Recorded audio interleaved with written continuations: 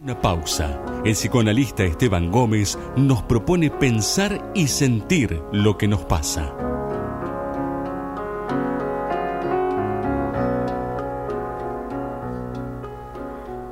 Querido Esteban, lunes de Diván, ¿cómo va? Buen día. Muy buenos días, buen día ahí a toda nuestra audiencia que ya está recostándose en este diván semanal de nuestra querida radio. Sí, señor. Título atractivo, el día de la fecha. Infodemia y salud mental. ¿A qué nos estamos refiriendo? Bueno, vamos a tratar de no decepcionar a la gente que se entusiasma con el título. Primero, ¿qué es la infodemia, no? Una palabrita que quizás no conocemos mucho, pero que sí conocemos sus efectos, ¿sí? Y ahora vamos a ver por qué. La infodemia tiene que ver, juega con es una palabra compuesta de información y de pandemia.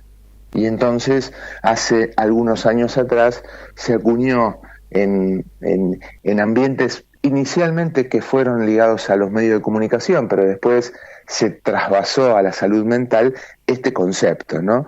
¿Y qué es la infodemia? Y bueno, es la sobreabundancia, la repetición y la amplificación permanente de noticias. Es un poco lo que nos pasa, lo que nos puede pasar si uno no está del todo atento, ¿no? Con nuestra vida en las pantallas, nuestra vida en los medios de comunicación, nuestra vida en redes sociales, ¿no? Y tiene que ver con eso, ¿no? Cuando una información se repite al infinito, la levanta un medio, la repite otro, pasa a TikTok, pasa a Instagram, pasa a Facebook, y esa amplificación permanente, bueno, obviamente, ¿no? Genera esa infodemia de a veces noticias reales, pero lamentablemente, sobre todo en estos últimos años, también de fake news, de noticias falsas, ¿sí? La infodemia también la podemos llamar, o está incluida dentro del concepto de infodemia, lo que también llamamos sobreinformación, ¿no? A veces una persona puede estar informada, puede estar muy informada incluso, o puede estar sobreinformada, ¿no? Y esa sobreinformación tiene un efecto en nuestro cerebro, Alejandro. Esos excesos de datos, cuestiones que tienen que ver con mezclas de fuentes informativas, mezclas de contenido, la velocidad en la distribución y el consumo de las noticias, en esto que una noticia se hace viral, decimos, ¿no? O sea, se esparce como un virus. Eso significa cuando decimos algo se hizo viral, es decir, se multiplica geométricamente, ¿no? Una profe de matemática podría explicarlo mucho mejor que yo, pero hay multiplicaciones aritméticas de 2 en 2 o de 4 en 4, y hay multiplicaciones geométricas de 10 en 10 o de 100 en 100. Estamos en una época en donde decimos que estamos hiperconectados y también estamos hiperconsumiendo pantallas, información, noticias. Y si a esa infodemia, ¿no?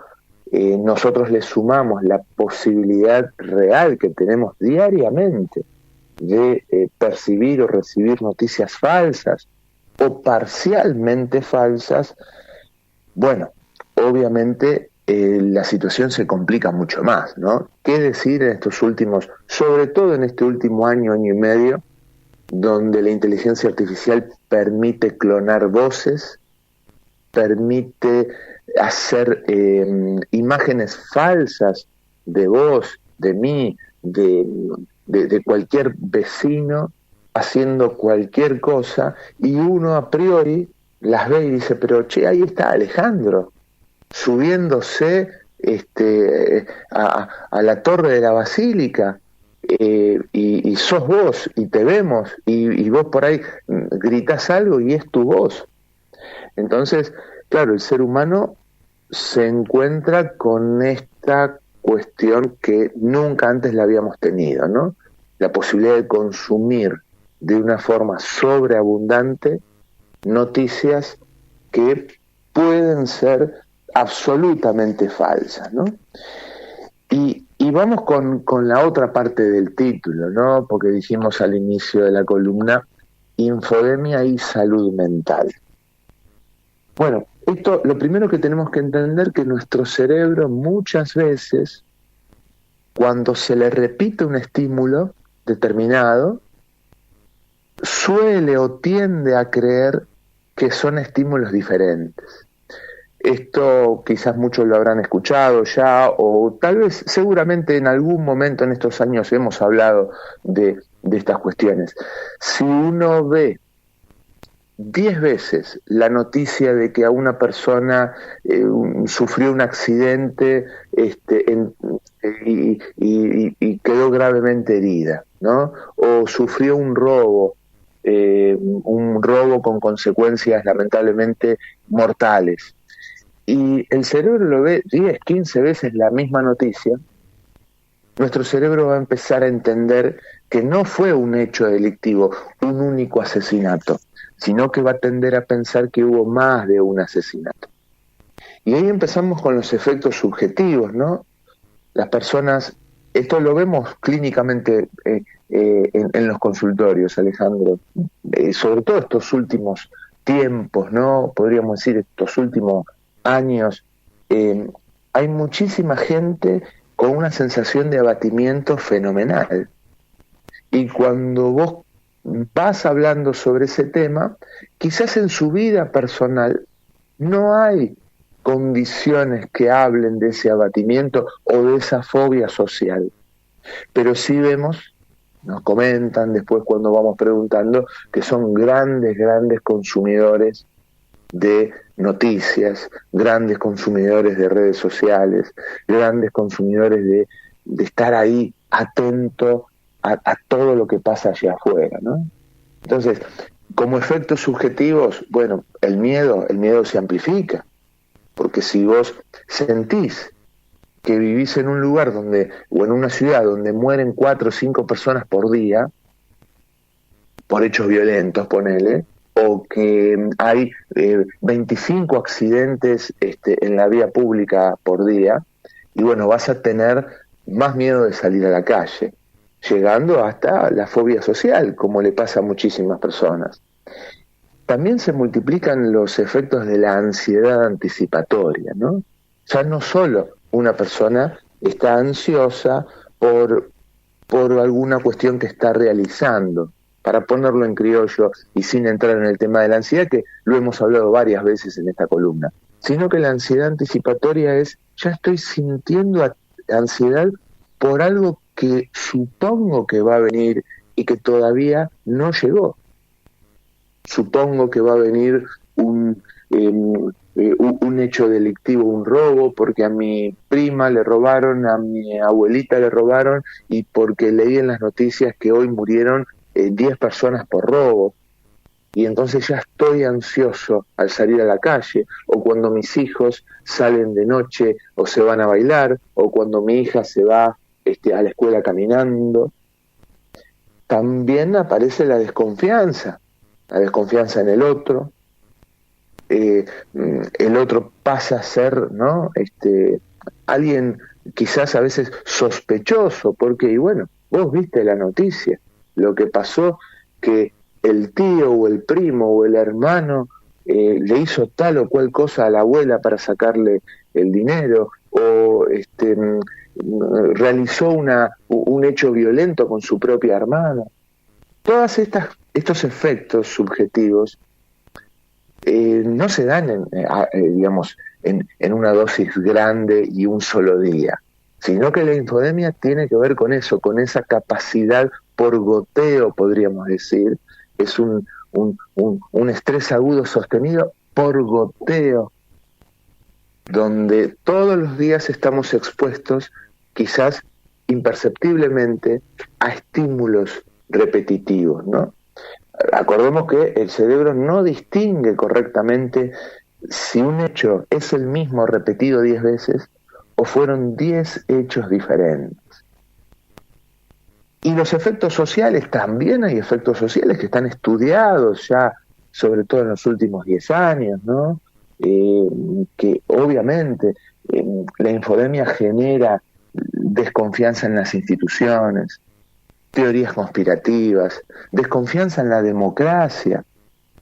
La infodemia también permite la manipulación del humor social y por ende, obviamente, las intenciones de los ciudadanos a la hora de votar. Esto es algo muy estudiado en, digamos, en aquella elección, en la primera y segunda elección de Trump, ¿no? La primera cuando le gana Hillary Clinton y la segunda cuando pierde, ¿no? Indudablemente hubo, y hay inclusive documentales sobre este tema, en esos dos procesos electorales hubo una gran capacidad técnica y logística de manipular el voto a través de esto que hablamos, ¿no? La infodemia, las fake news, y en distintos lugares del mundo también sucede y va a suceder, ¿no? También otro efecto de la infodemia es poder manipular las decisiones que hace el consumidor, es decir, marketing. Estos efectos subjetivos en nuestra salud mental y estos efectos sociales obedecen a otra temática que no vamos a hablar hoy, pero que la dejo ya planteada y que en algún momento la hemos mencionado, la ingeniería social.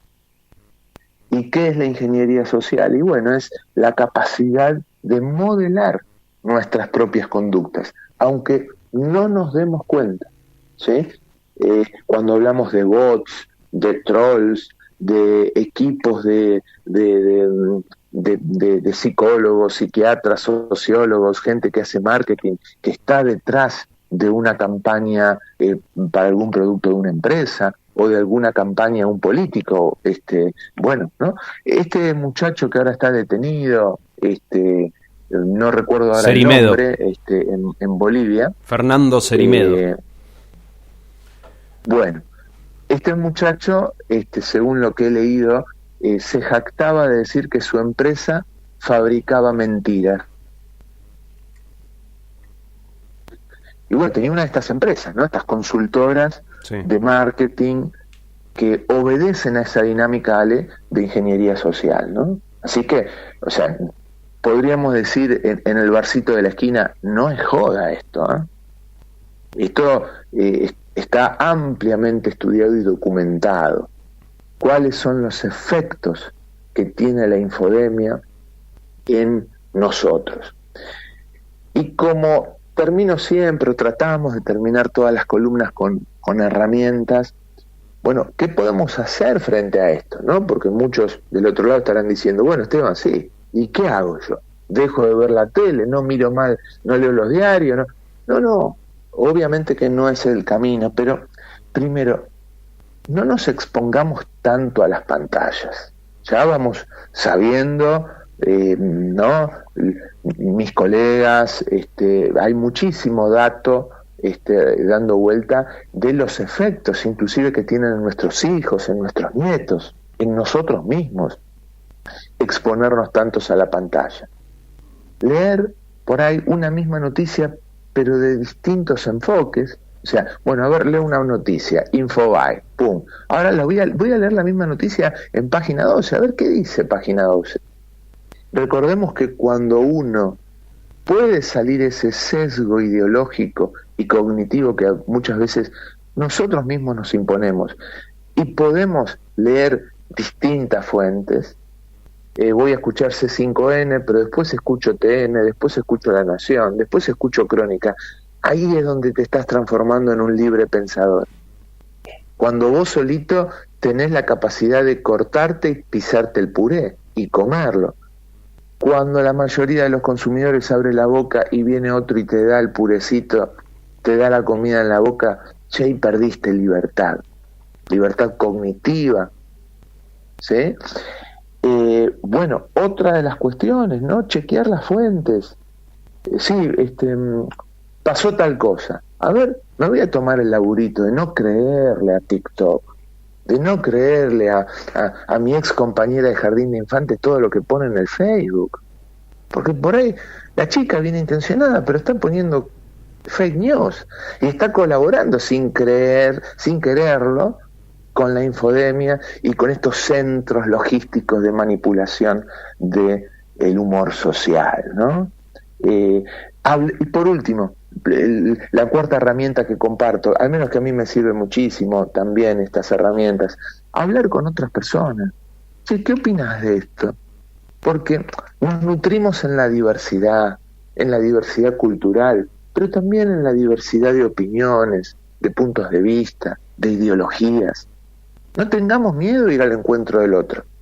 Si vos lees siempre el mismo diario, escuchás siempre la misma radio, vos solito te estás sesgando, te estás poniendo en un corralito chiquitito, ¿no? Entonces ahí vemos cómo nosotros tenemos, el ciudadano tiene todavía herramientas para salir un poquito de esto que hoy presentamos en esta humilde columna como la infodemia, que es la infodemia y sus efectos en la salud mental, querido Alejandro. Sí, señor, interesante, por supuesto, porque, bueno, nos atraviesa en la diaria. Esteban, buena semana y el lunes próximo nos reencontramos, Dios mediante. El lunes que viene nos reencontramos y qué lindo estas pequeñas y humildes clases de ciudadanía que ustedes me permiten a mí poder compartir entre todos, ¿no? Así que bueno, muchas gracias y nos vemos el lunes que viene. Chau, sí, chau. Señor, sí, señor. Hasta el lunes próximo. Nuestro psicoanalista Esteban Gómez en el aire de Primera Mañana, 8:38. Estás escuchando Primera Mañana y a su término te hacemos la segunda.